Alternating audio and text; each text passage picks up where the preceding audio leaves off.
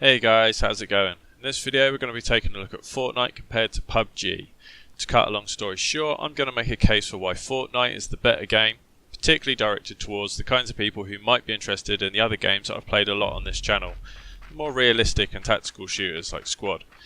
I want this video to be an appreciation of the good points about Fortnite, not a beating on PUBG. And that's because I really wanted to prefer PUBG. If you're new to this channel, this probably won't surprise you. Love hardcore shooters, I prefer low time to kill, and lean towards realism even if I'm not a fan of milsim. The biggest difference between the PUBG and Fortnite that I can think is building. Being able to pull a wall out of your ass isn't exactly realistic, and it's a whole extra system and layer of depth that you don't get in more realistic shooters. Whereas in PUBG first person, as soon as your position is given away, you can be engaged and killed. In Fortnite you can just chuck up a few walls for cover.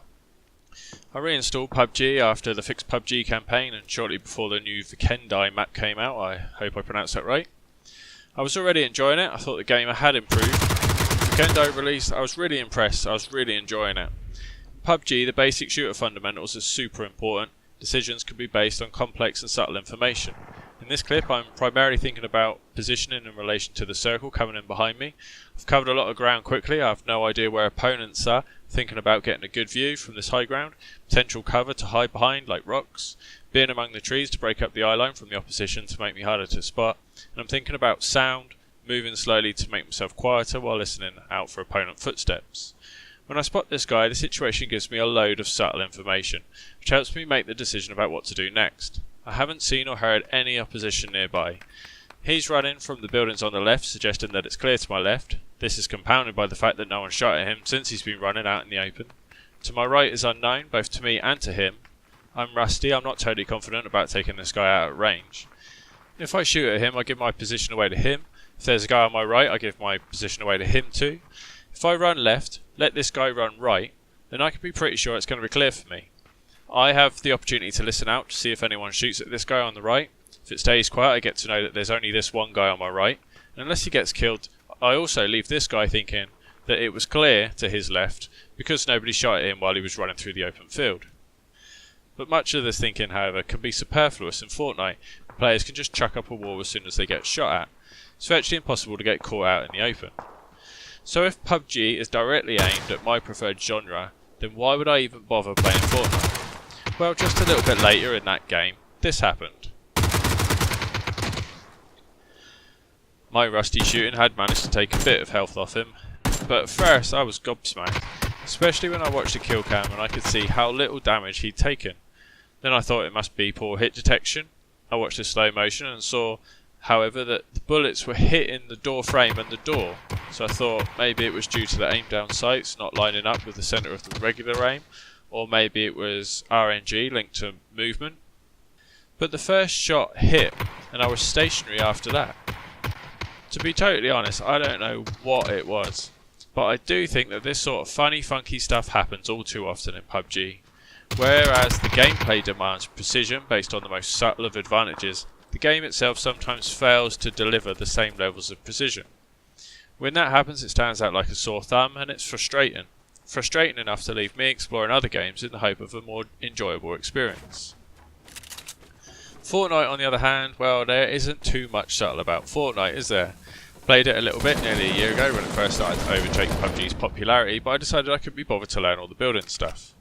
One of the major changes that has happened since is the release of the creative mode. Some clever chap has gone and made an aim and building training map. And now we're on this map and I have more of an idea of the building than from the whole time I played it before. There's a link in the description below for more information and the code that you'd need to play it. There's a lot about Fortnite, makes it far easier to spot the opponents, from the bold colours to the loud sound effects. Beyond the ability to build walls, there's also a higher time to kill, which culminates in drastically reducing the effectiveness of camping. But you still have the option of a stealthy quick kill if you hit the headshot. Because of that, I find I get the same thrill of hitting a wonder shot that I do in Counter-Strike. Now I think about it, actually the same thrill as the third person peek and quick kill in SOCOM. I wasn't recording during this game, and this is the replay system looking as much like in-game as I could. I never had much ammo, and every fight was always a messy just by the skin on my teeth affair.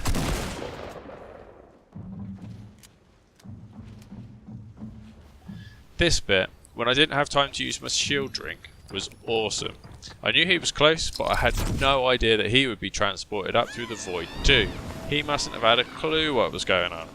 So many of these somewhat silly weapons and equipment can have a really excellent and fun impact on gunfights, and on top of the great gunplay, you have the building. Gunfights are much longer, can take drastically unforeseen turns. The extra tools means one has both more offensive and defensive options, and you've got to think and act quick to try and find an advantage. Although at first the building might have appeared to make the game less accessible for me, quickly I came to see that actually it makes it more accessible overall. I'm not a particularly good player, but I've been playing shooters since the 90s. Sometimes good fundamentals work on Fortnite with better position and better peeking, other times these advantages are neutralised by good building skills. Someone who isn't the best shooter or doesn't have the fastest twitch aim can take advantage of the building to level the playing field. Add to this the wealth of extra utilities like Drift to Go, and you get a game that keeps you on your toes, that makes you think and rewards the more skillful player. I've been subject to very few cheap kills. It's almost always really easy to just admit that I've been outplayed. It does all of this with solid fundamentals, things like responsive controls, good hit detection, no lag or desync, bullets go where you expect them to go. If, like me, you take one look at Fortnite and you think it's not your type of game, but at the same time you find yourself frustrated by your current shooter of choice, or maybe you just fancy something new and fresh, maybe take a look at Fortnite. You might end up finding that you enjoy it a whole lot more than you thought you would. That's it from me. Whatever you guys are playing, I hope you're enjoying it. Take it easy, guys. See you next time.